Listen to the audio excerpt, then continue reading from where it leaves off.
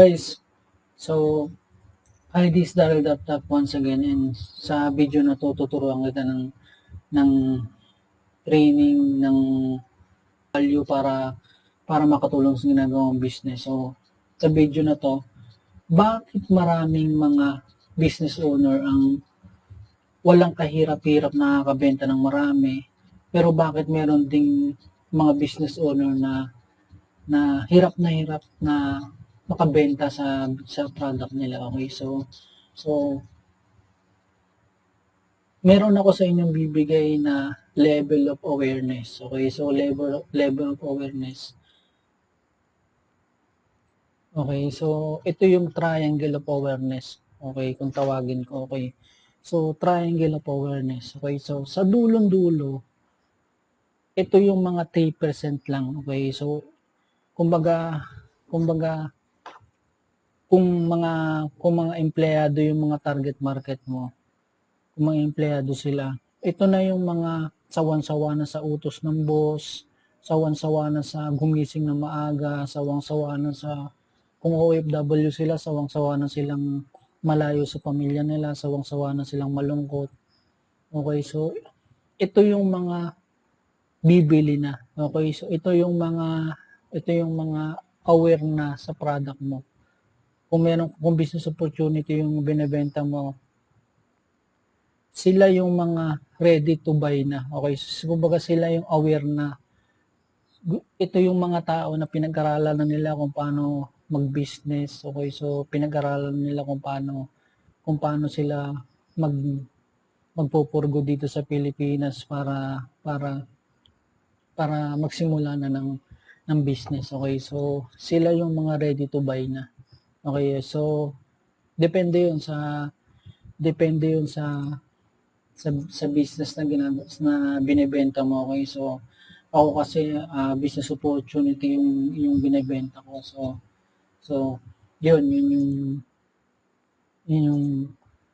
yung gusto kong iparating. Okay, so dito naman sa second level, okay, 30% have a need, are not ready to act. Okay, so ito yung mga tao na alam nila na may problema sila, alam nila ng problema sila sa financial, alam nila na mayroong solusyon sa problema nila na yun nga, yung mag-business sila para kasama nila yung pamilya nila. Alam nila pero hindi pa sila ready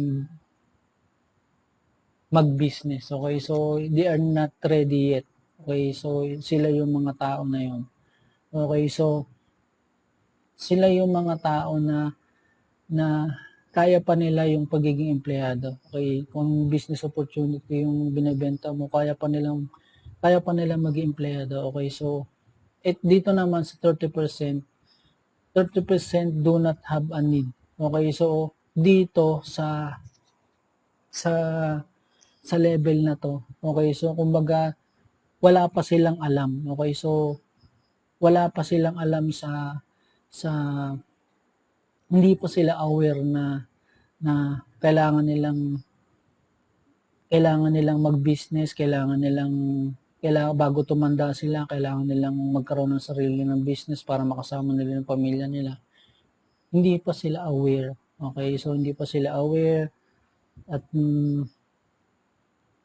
sila yung mga tao na hindi pa nila, parang nag-enjoy pa sila. Kumbaga, kahit hindi naman natin pwedeng sabihin na nag-enjoy. Kumbaga, parang hindi pa sumasagi sa isip nila na mag-business sila.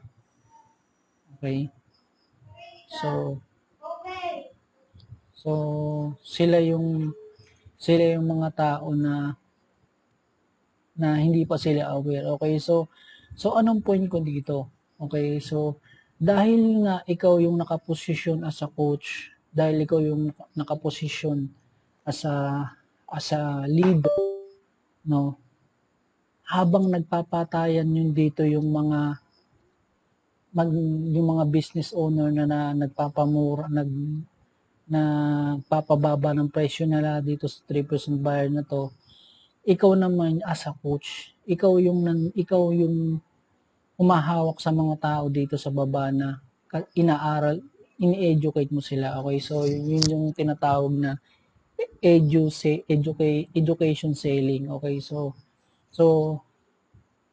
yun yung the value of the value the value of the value of edu selling. Okay, so habang tinuturuan mo 'tong mga tao na 'to, itong 60% na 'to, so habang habang yung mga competitors mo ay nagpapababa ng presyo sa business nila, ikaw hindi ka nagpapababa ng presyo, ine-educate mo sila. Okay? So ito, ine-educate mo sila. Okay? So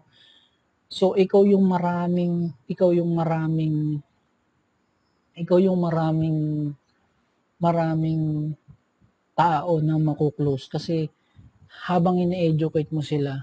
Okay? So wala na silang choice kundi bumili sa iyo when time comes. Okay? So yun yung gusto kong yun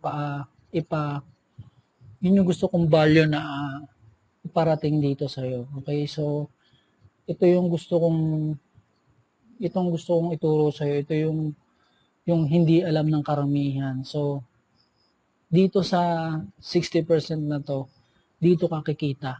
Okay? So dito ka kikita kasi tinuruan mo sila kung paano ginide mo sila step by step. Okay? So hindi ka nakikipagbabaan ng presyo dito. Okay? Hindi ka lumelevel sa